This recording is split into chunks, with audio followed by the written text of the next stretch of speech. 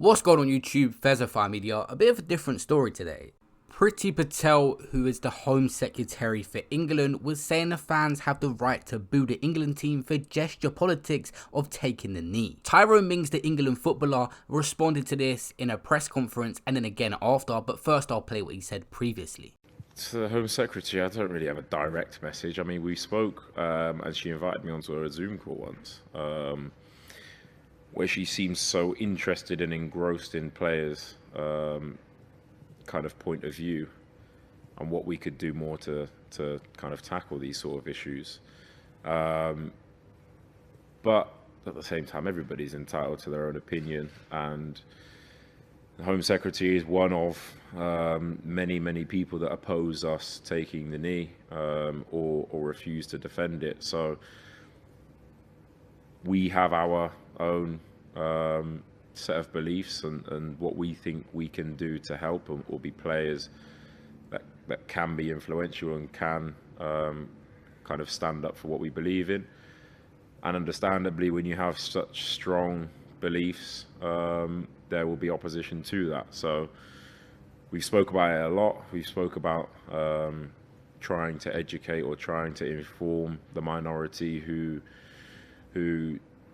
refuse to acknowledge why we're taking the knee and want to boo it. But at the same time, in Wembley, there was a hugely positive reaction to us taking the knee as well.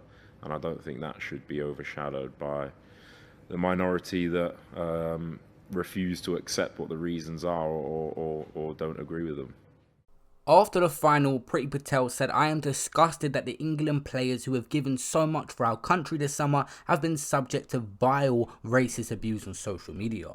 It has no place in our country, and I back the police to hold those responsible accountable." Tyrone Mings responded to her saying, "You don't get to stroke the fire at the beginning of the tournament by labelling our anti-racism message as gesture politics and then pretend to be disgusted when the very thing we're campaigning against happens. I, like many, were disgusted to see the racist backlash after England losing just about on penalties in the Euro final. We done so well as a nation and we got a young squad and could do really big things moving forward, but it was nasty to see that side of the country and the racist remarks that were made towards this team." Marcus Rashford said, "I don't even know where to start and I don't even know how to put into words how I'm feeling at this exact time. I've had a difficult season and I think that's been clear for everyone to see, and I probably went into the final with a lack of confidence. I've always backed myself for a penalty, but something didn't feel quite right. During the long run up, I was saving myself a bit of time and unfortunately the result was not what I wanted.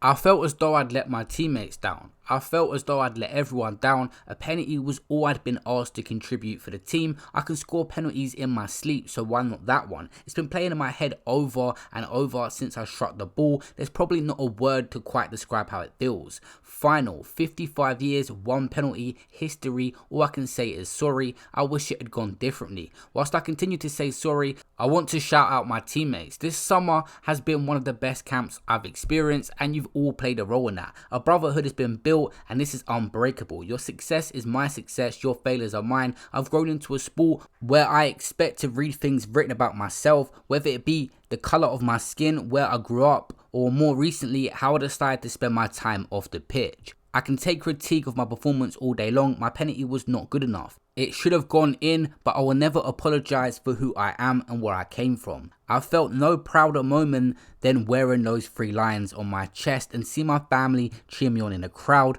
of tens of thousands. I dreamt of days like this. The messages I've received today have been positively overwhelming, and seeing the response had me on the verge of tears. The communities that always wrap their arms around me continue to hold me up. I'm Marcus Rashford, 23-year-old black man from South Manchester. If I have nothing else, I have that." For all your kind messages, thank you. I'll be back stronger. We'll be back stronger. MR10. Subscribe to the channel with the notification bell. Peace out.